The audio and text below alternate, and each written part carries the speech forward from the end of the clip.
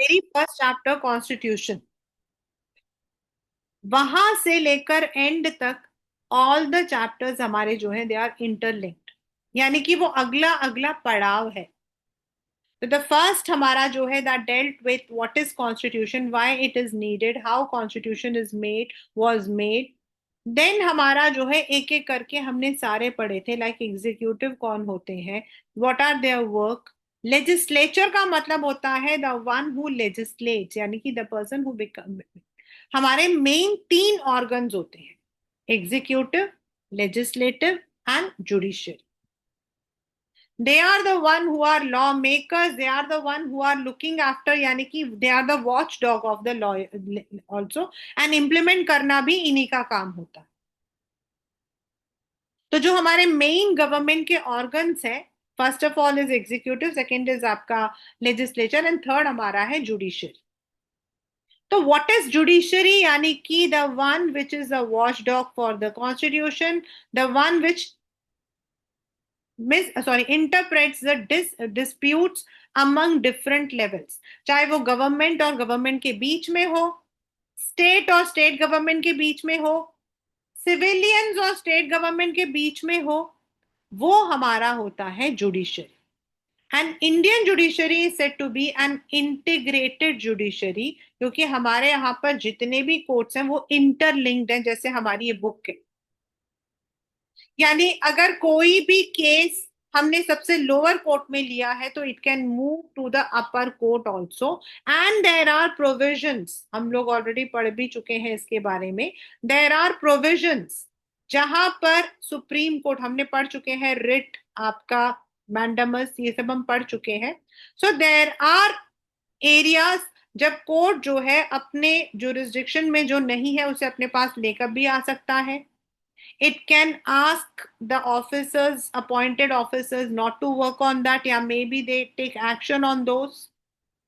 तो हमारे यहाँ जो जुडिशरी है वो एक नहीं है कि ये स्टेट गवर्नमेंट का तो स्टेट गवर्नमेंट का, इट इज एन इंटीग्रेटेड, एक छोटा सा, बहुत ही मतलब कि not related to political science but a general one, consumer rights.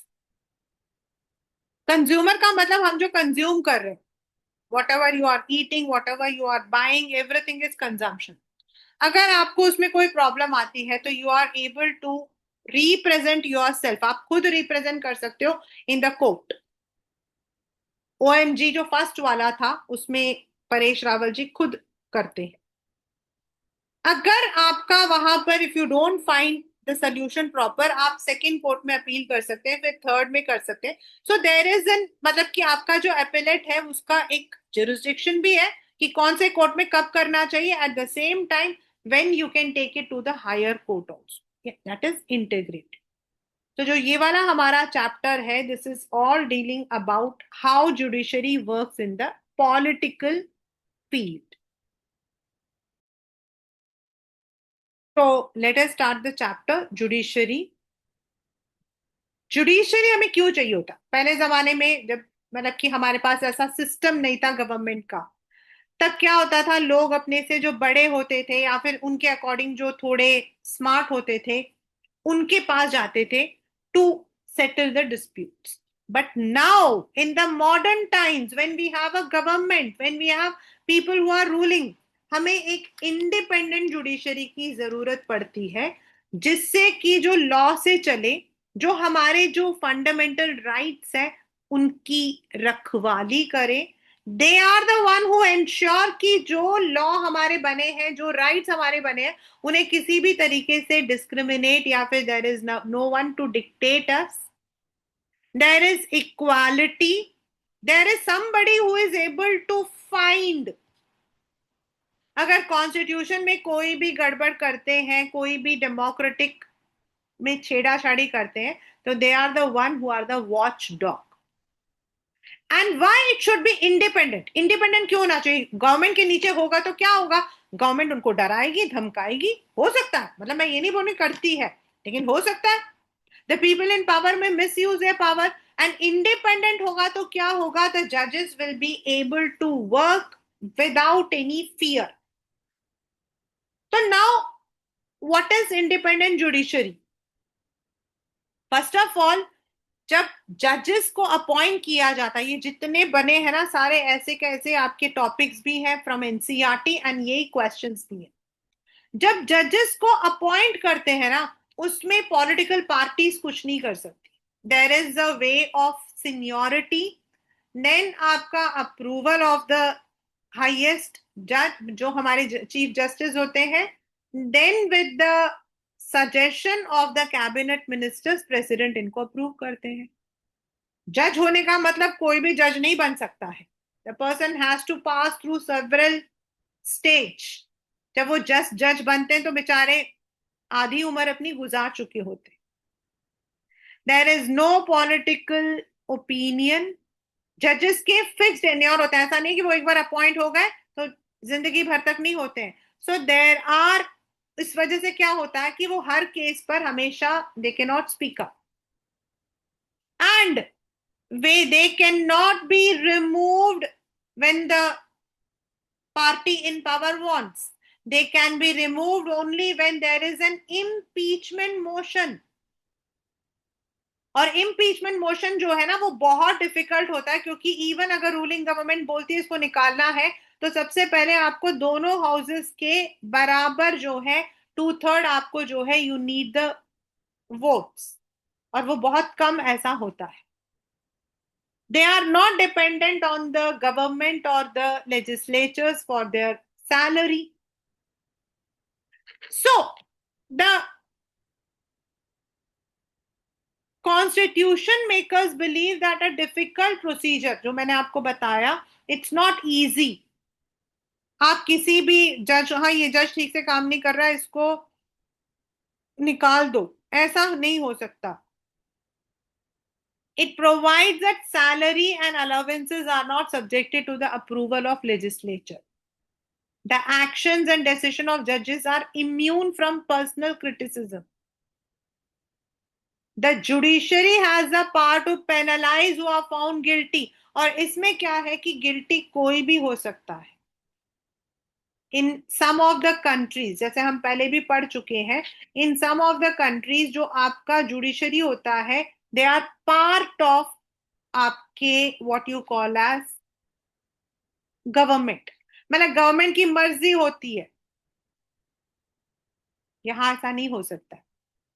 हमारे यहाँ पर जो कॉन्स्टिट्यूशन है उसको 3 हिस्से में बांट दिया कि जो लॉ बना रहा है उसकी देखभाल करने का जिम्मा एग्जीक्यूटिव एंड जुडिशरी का है। जुडिशरी को देखने का जिम्मा लेजिस्लेटिव एंड एग्जीक्यूटिव का है, और एग्जीक्यूटिव को देखने का जिम्मा बाकी दोनों का। There is what you call as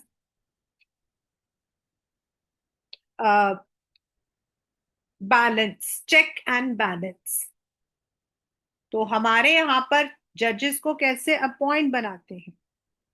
जो हमारे चीफ जस्टिस होते हैं व्हेन देयर टेन्योर एंड्स, तो जो उसके बाद सीनियर मोस्ट सुप्रीम कोर्ट के जज होते हैं उनको अपॉइंट किया जाता है। Yes, there have been some cases, अभी पढ़ेंगे हम, आपकी बुक में है, व्हेन इस मेथड को सुपरसीड कर दिया गया था और जिसको सीनियोरिटी के अकॉर्डिंग बनाना था उसको छोड़कर जूनियर को बना दिया गया था। दैट वाज अ कंट्रोवर्सी, अभी पढ़ेंगे हम।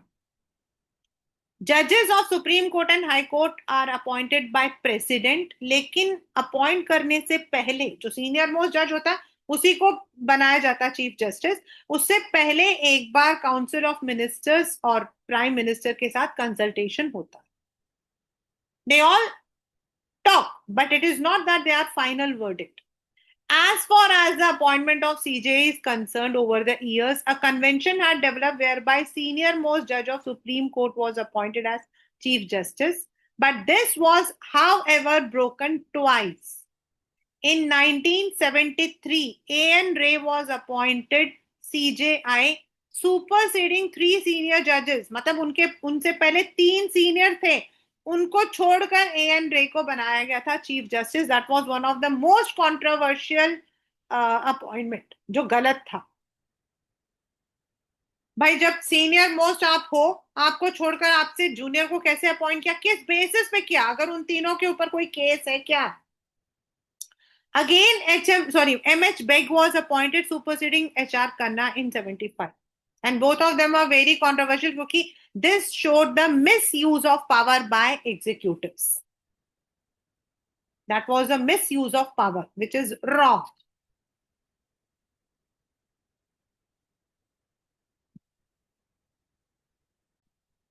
Chief Justice should recommend names of persons to be appointed in consultation with senior most judges of court. Normally जो सुप्रीम कोर्ट के जो हाईएस्ट कोर्ट में वो मतलब जो रिटायर होने वो बताते हैं.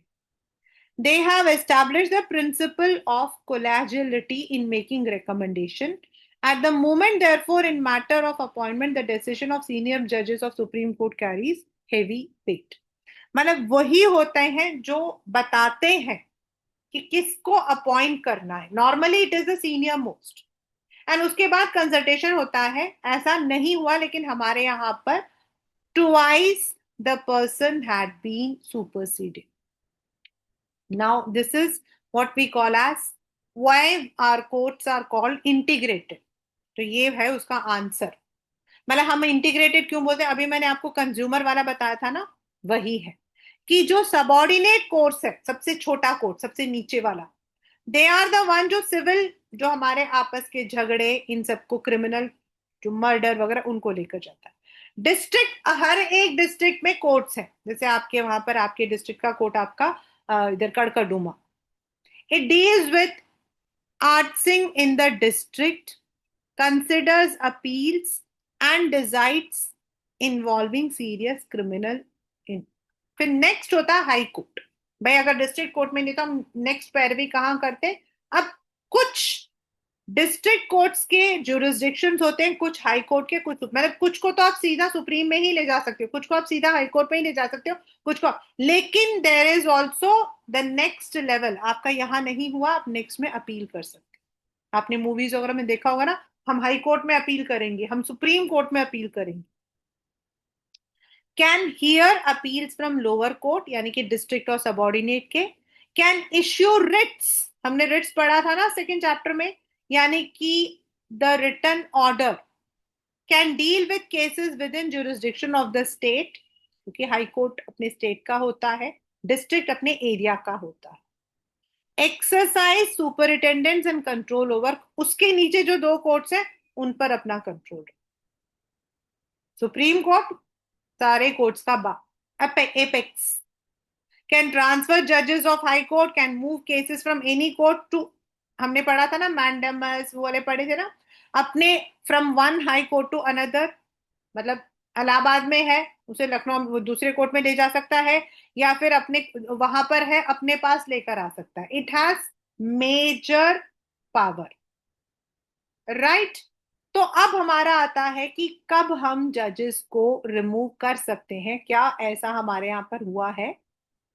It should be noted while in making appointment the executive पे अ क्लोजर, क्योंकि वो डिसाइड करते हुए जब प्रेसिडेंट उनसे कंसल्ट करते हैं. The legislature has a power of removal. Legislature कौन है, जो लॉ बनाते हैं, यानी कि लोकसभा राज्यसभा के जो मेंबर्स हैं, they have the power. So far, only one case of removal of Supreme Court judge came up for consideration before Parliament. In that case, though motion got two-third majority, but it did not have the support of the majority of total strength. So the judge was not removed. हुआ है. क्यों? क्योंकि अपने यहाँ पर तो to third मिल गया था, लेकिन जो टोटल दोनों हाउसेस के स्ट्रेंथ की मेजोरिटी होनी चाहिए वो नहीं हुआ था. In 1991, first ever motion to remove a Supreme Court judge was signed by 108 members. Justice Ramaswamy, during the tenure of Chief Justice of Punjab, was accused of misappropriating fund घोटाला.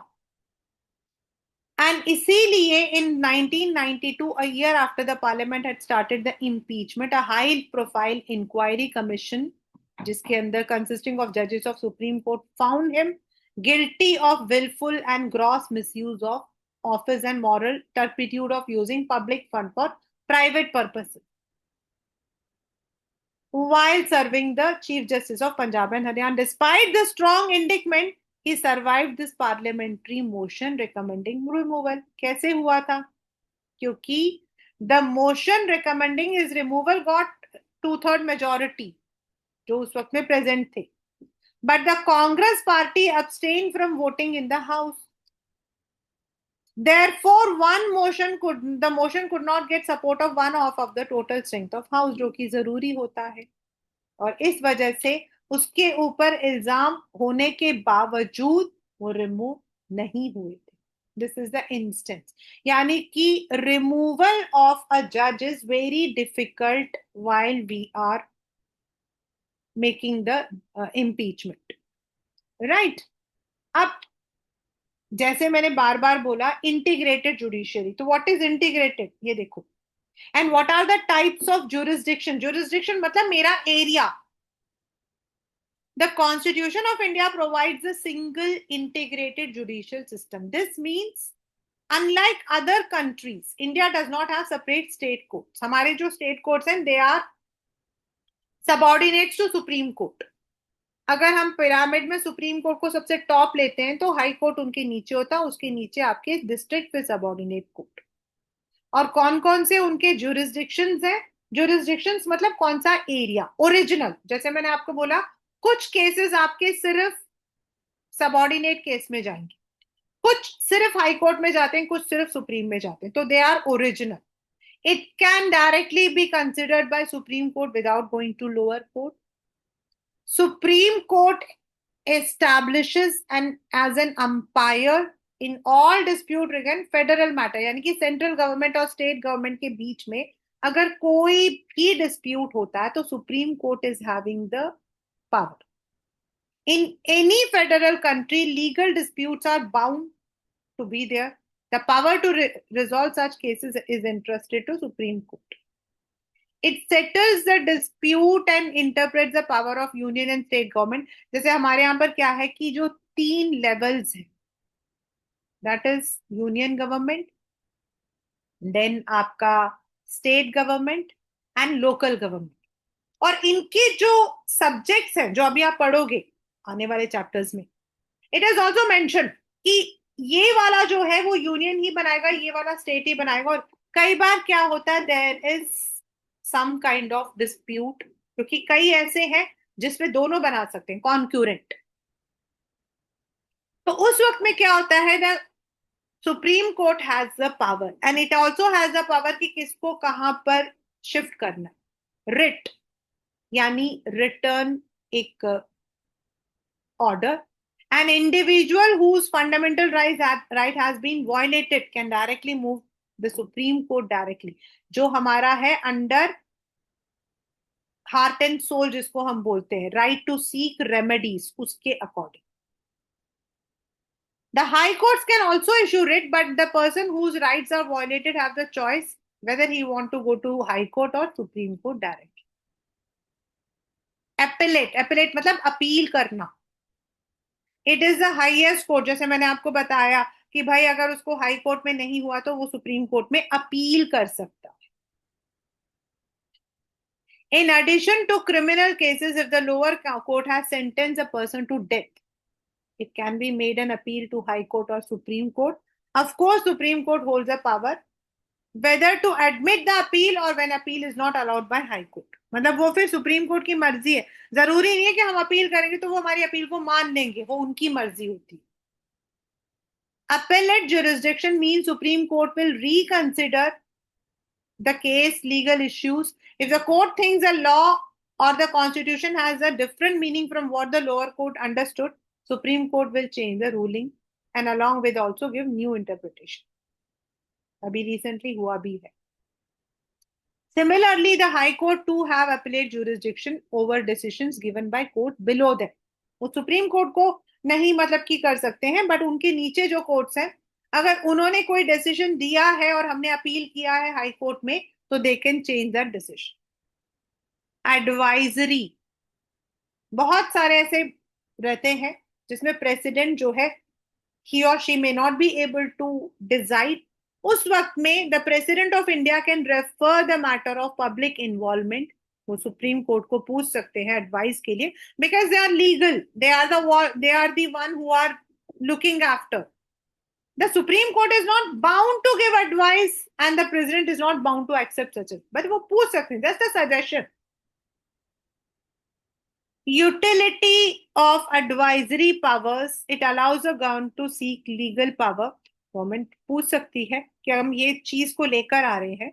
So the Supreme Court have the power to review any judgment or pronounce made by the government. All authorities, civil, judicial in the territory of India shall act in aid of Supreme Court. अगर उनको लगता है कि this was wrong या जो legislature ने बना, that is why हम कहते हैं checks and balances. अगर उनको लगता है कि जो लॉ बना है या उसमें जो चेंजेस आई हैं वो गलत है, तो they can interpret it. And as I said, it is unified, subordinate court, district court, high court and Supreme Court. Unified nature of our judiciary and powers of Supreme Court. Decisions made by Supreme Court is bind to all the courts within the territory. Orders passed by it are enforceable throughout the length and breadth of the country. The Supreme Court itself is not bound by its decision and can at any time review. ऐसा नहीं कि उसने एक बार बना दिया तो वो पत्थर की लकीर बन गया, ऐसा नहीं होता.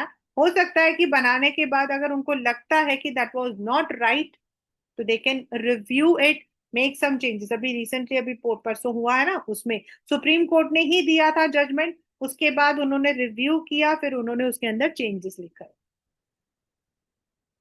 इंडिया का एक मतलब अभी तो बहुत ज्यादा देयर इज, मतलब वैसे तो बड़ी सारी मूवीज भी आती हैं, बड़े सारे डायलॉग्स होते हैं, तारीख पे तारीख, तारीख पे तारीख, but yet our judicial system is very active. Democratized judicial system by giving individuals and group access to courts. हमारा इलेक्टोरल सिस्टम जो है उसको फ्री एंड फेयर बनाने के लिए जो सुप्रीम कोर्ट है वो कहता है कि हर एक इंसान जो कि कंटेस्ट कर रहा है, the person should file an affidavit. क्योंकि एफिडेविट का मतलब है आप एक लीगल डॉक्यूमेंट कर रहे हो जिसमें आपको अपनी पढ़ाई लिखाई, इनकम, एसेट, लायबिलिटी बतानी पड़ती है, यानी कि आप झूठ नहीं बोल सकते. देयर हैव बीन ऐसे कई, अभी जो हुआ था डॉग वाला जो था, पब्लिक इंटरेस्ट लिटिगेशन या सोशल एक्शन लिटिगेशन मतलब अगर पब्लिक के इंटरेस्ट के खिलाफ गवर्नमेंट, कोई अथॉरिटी, कोई भी ऐसा मतलब कि एक स्टेप होता है, we have the power to file PIL. हाँ, थोड़ा पेचीदा होता है, लेकिन if you are able to find a good lawyer, a good community, आप आराम से कर सकते हो against anything, anything. And there are number of PILs. आप एक किसी उससे बात करके देखो, लॉयर से, दे विल टेल यू एक मतलब कि कोर्ट में कितने PILs होते, क्योंकि गवर्नमेंट का हर फैसला हमें मंजूर हो ये जरूरी नहीं है. तो we have the right to, लेकिन वो सही है या गलत है इसे करार देना कोर्ट का काम. Any individual can approach the court only if she or he has been personally aggrieved. That is अगर हमारा कोई राइट वायलेट होता है. In 79, the court set the trend when it decided to hear a case when the case was filed not by the aggrieved by somebody else. Normally उसी इंसान को करना पड़ता है, लेकिन अगर हमें लगता है कि गवर्नमेंट का कोई भी एक ऐसा रूल, किसी अथॉरिटी का, this is not for me, it is for a number of people, मुझ जैसे बड़े सारे टीचर्स को, मेरे जैसे बड़े सारे स्टूडेंट्स को, मेरे जैसे उनको अफेक्ट कर रहा है, I can. It also took up the case right of prisoners, और ये इसके ऊपर मूवी भी बनी आपकी गंगा जल. This open the gates for large number of cases where public spirited citizens and voluntary organizations sought judicial intervention for existing right, betterment of conditions of poor, protection of environment. ये सारी चीजें भी अब PIL के through जो है we are able to सी. अब तो PIL एक ना मजाक सा बन गया है. जुडिशरी पहले क्या होता था, न्यूज़पेपर या पोस्टल को नहीं करती थी, वीडियो रिकॉर्डिंग को नहीं लेती थी, but now it is taking that also. वो उसको भी उसकी मतलब की ऑथेंटिसिटी को देकर उसे भी लेती है. नाउ गवर्नमेंट, सुप्रीम कोर्ट जो है, इट ऑल्सो लुक्स, जुडिशरी ये भी देखती है कि हर स्टेट को अपने यहाँ पर clean air, unpolluted water, decent level देना, ये उनकी जिम्मेदारी है. पहले ये केसेस हमारे डिसाइड नहीं होते थे। नाउ सुप्रीम कोर्ट शपथ लगाती है सारे के सारे स्टेट गवर्नमेंट को कि तुम लोग क्या कर रहे थे, क्यों सो रहे थे। Post 1980 take rights of those citizens sections who cannot easily approach judicial allowed public spirited citizens lawyers उनको रिप्रेजेंट करने के लिए। द केस ऑफ बंधुआ Mukti Morcha, that is bonded labour का, इज अ हिस्टोरिकल जजमेंट जिसके अकॉर्डिंग ये प्रूव हुआ था कि जो बॉन्डेड लेटर लेते हैं उनको जो है रिलीज करना चाहिए, स्लेवरी नहीं रखना चाहिए। एंड कहीं पर भी अगर ऐसा कोई वायलेशन होता है, because it is not a right but it is directive principle welfare. लेकिन ऑन द अदर हैंड अगर हम एक केस लेते हैं और हम नंबर ऑफ जजेस देखते हैं ना, एक तरफ तो हमारे जजेस खाली बैठे हुए, मूवीज में दिखाते हैं ना वो बैठे हुए हैं, दूसरी तरफ जितने हमें जजेस या हमें जितने लॉयर्स चाहिए उतने हैं नहीं। So the courts are over burden. जैसे मैंने बोला, पीआईएल अब एक मजाक बन गया है। कई बार लेजिस्लेचर और एग्जीक्यूटिव्स मिसयूज करते हैं पावर को। reducing air or sound pollution or investing cases of corruption bringing about electoral is not exactly duty of judiciary। Actually उनका काम नहीं है, लेकिन फिर भी to see that government proper काम करे, वो इन काम को ले रही है। लेकिन इन काम पर वो अपना ध्यान देती है तो जो उनके ओरिजिनल काम है। yesterday even I posted about the same thing। There are so many issues जिस पर सुप्रीम कोर्ट को काम करना है, उसको छोड़कर वो इन काम पर उन पर काम करती है जो उनके लिए जरूरी नहीं है। These can be settled on general basis. इसके लिए सुप्रीम कोर्ट को आने की जरूरत नहीं है।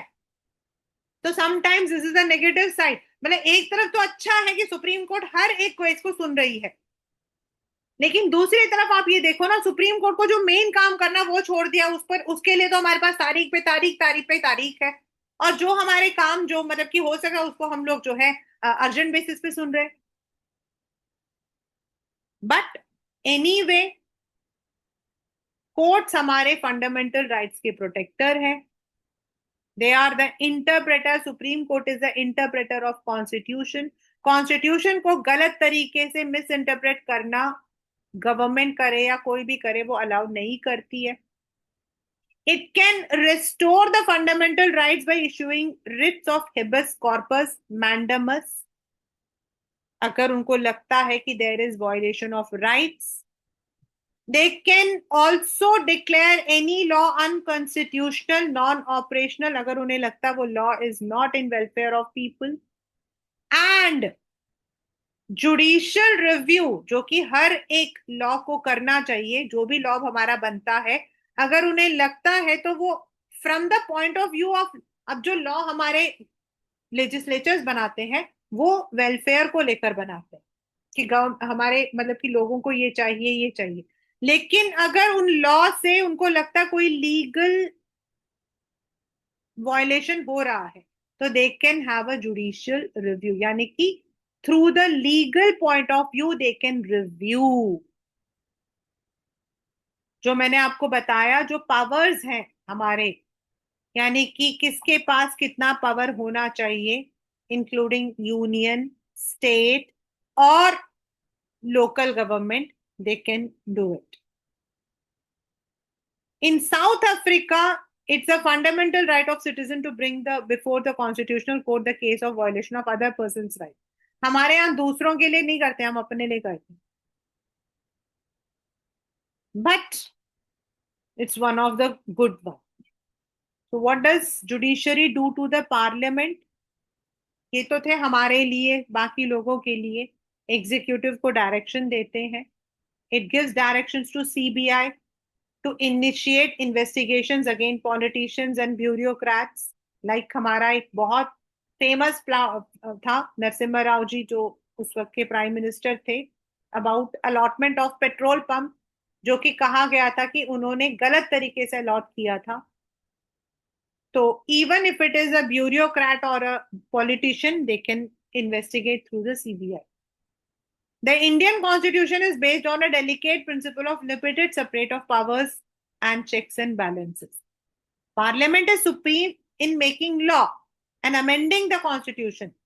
Executive is supreme in implementing, while judiciary in settling dispute whether the law that has been made are in provision of Constitution. Despite such clear-cut division, there is a वो तो रहेगा ही रहेगा, क्योंकि हर एक इंसान अपना पावर ही देखना चाहता है ना. Parliament wanted to put some restrictions on right to hold property. ये बहुत ही फेमस केस था कि भाई किसके पास कितना होना चाहिए, सो दैट लैंड रिफॉर्म्स हमारे थे कि भाई प्रॉपर्टी सीलिंग होनी चाहिए. अदरवाइज जमींदारी सिस्टम में गांव के गांव जमींदार के पास होते थे. लेकिन कोर्ट ने कहा वो फंडामेंटल राइट्स को हाथ नहीं लगा सकता, तो पार्लियामेंट ने उसमें कॉन्स्टिट्यूशन में अमेंडमेंट किया था. बाद में that came into the directive principle of state. तब जो पार्लियामेंट और जुडिशरी के बीच में जो लड़ाई था वो था what is the scope of right to private property. किसको हम बोलते हैं? पार्लियामेंट कहां पर फंडामेंटल राइट्स को हटा सकता? That is the Keshav Nanda Bharati case. Can the parliament make law that abridge fundamental right while enforcing directive principle?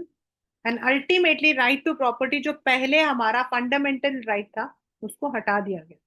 Now it is under the constitutional rights में है हमारा, and it is also directive principle.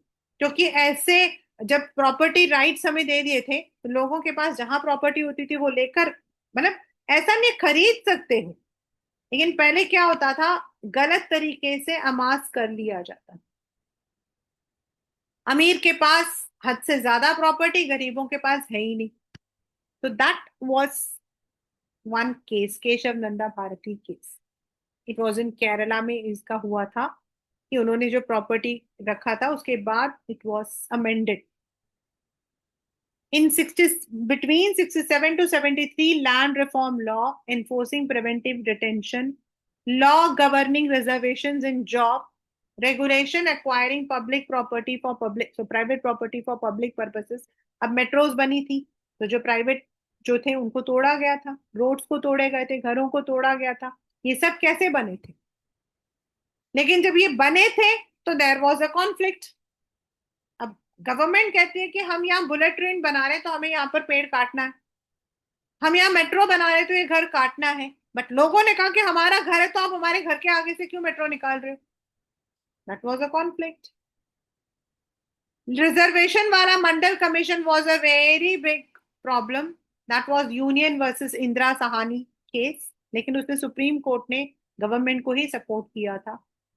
Preventive detention होता है, कब हम preventive detention कर सकते हैं. Now preventive detention is something, अगर गवर्नमेंट को लगता है कि जो लोग हैं कोई भी वो लॉ एंड ऑर्डर को तोड़ने की कोशिश कर रहे हैं, तो ऐसा ना करने के लिए वो प्रिवेंटिव मेजर में उनको जो है they can take them in custody. उनके साथ हाथापाई मारपीट नहीं करनी चाहिए. लेकिन अब क्वेश्चन ये होता है कि भाई आप कैसे मान रहे हो कि मैं जो हूं I am a threat to law, मैं प्रोटेस्ट कर रही हूं, तो कैसे आप उस चीज को आइडेंटिफाई कर रहे हो कि आई एम अनलॉफुल? तो this was a question. Kesavananda जो है वो आपका वही है. In this case the court rule that there is a basic structure in the constitution and nobody even the parliament can violate it. First, it said right to property was not part of basic structure and therefore it should be suitably abridged. Secondly, it also reserved to itself the right to decide whether various matters are part of basic structure of constitution or not. Yani ki this shows how judiciary uses its power to interpret the constitution. Legislature has the power to govern itself, regulate the behavior of its member. It can punish a person whose legislature hold guilty of breaching privileges of legislatures. And constitution provides that conduct of judges cannot be discussed in parliament. Judiciary too has criticized the legislatures and issued instructions to the legislature. बहुत सारे paper निकालोगे रोज आपको मिलेगा कि उन्होंने जो है government को फटकार लगाया, सुप्रीम कोर्ट ने उसको फटकार लगाया, ऐसे आपको बड़े सारे मिल जाए. The legislature see this as principle of parliamentary sovereignty. लेकिन लेजिस्लेचर को क्या लगता है जब वो लोग ऐसा करते हैं, तो उनको लगता है कि भाई अगर हम क्रिटिसाइज कर रहे हैं तो ये हमारा राइट है, डिबेट करना, नेगोशिएट करना हमारा राइट है. लेकिन जुडिशरी कहती है कि हमको आप यूं ही नहीं निकाल सकते हो, तो you are not suppose to discuss about us. तो these kinds of what you call as disputes have always been part of judiciary, but over the period अगर मैं कहूं in the real sense, judiciary has been an active part of our society. और काफी चीजों में judiciary ने बहुत help किया है. अभी तो पहले तो ये होता था कि बिकॉज उनका जो वर्किंग टेन्योर होता ना वो काफी अलग होता. तो कई बार लोगों को लगता है कि judiciary does not work, but now they are taking it even अब online they are conducting the things. There have been many incidents जहां उन्होंने स्पीडी रिकवरी भी किया है. तो with this the chapter judiciary is complete. एक बार आप एनसीईआरटी प्लीज पढ़ लेना.